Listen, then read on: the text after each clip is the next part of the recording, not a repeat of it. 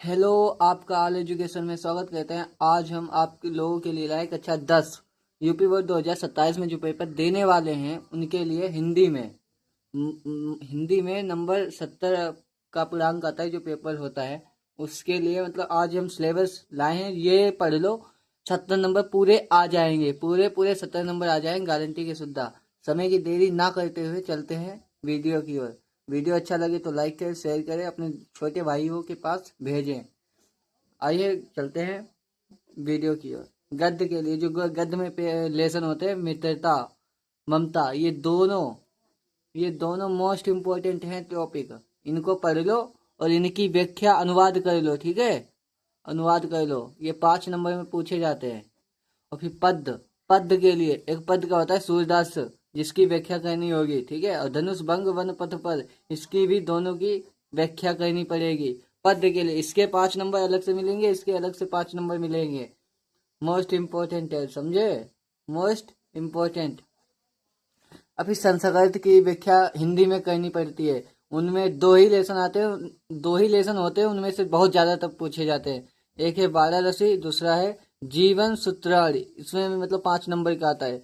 5 number का, 2 number का संदर्भ होता है और 3 नंबर का अनुवाद होता है। ये भी मोस्ट इम्पोर्टेंट है, ठीक है। और फिर संस्कृत का श्लोक एक 5 नंबर पूछा जाता है, उसमें 10 इसे, उसी में से 10 को याद कर लेना, एक उसमें मिलेगा पेपर में। और फिर खंड काव्य के लिए, खंड काव्य के लिए ठीक, जय सुभाष का चित्र लिखिए अपने जिला के अनुसार। मतलब होता है, उसमें दिया होता है, अपने जिला के स्तर के माध्यम से लिखिए, जो तुम्हारे जिले स्तर पर चलता हो। यहाँ हरदोई जिले में जय सुभाष का चित्र चलता है, ठीक है। इसके ये 3 नंबर में आता है। और फिर निबंध 10 नंबर या फिर 7 नंबर का आता है, ठीक है। विज्ञान पर आएगा, विज्ञान पर आता है विज्ञान का वरदान तथा अभिशाप, बेरोजगारी की समस्या दूसरा। ये दोनों मोस्ट इम्पोर्टेंट है। इन्हीं को, केवल दोनों को याद कर लो, बढ़िया तरीके से लिख के प्रैक्टिस कर लो। इतने में नंबर मिल जाएंगे तुमको, 10 नंबर, ठीक है।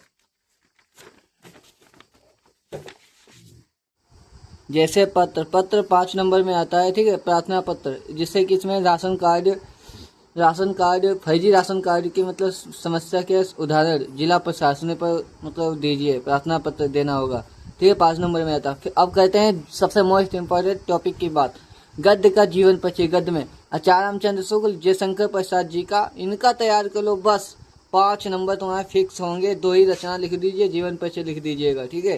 फिर पद के लिए बात कर लेते हैं, सूरदास तुलसीदास, ये दोनों, सूरदास तुलसीदास दोनों बहुत मोस्ट इम्पोर्टेंट है, ठीक है टॉपिक।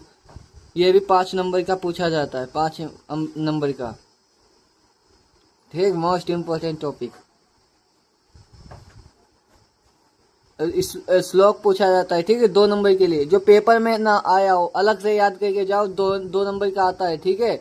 उसमें दिया होता है श्लोक लिखिए जो पेपर में ना पूछा गया हो, वो वाला।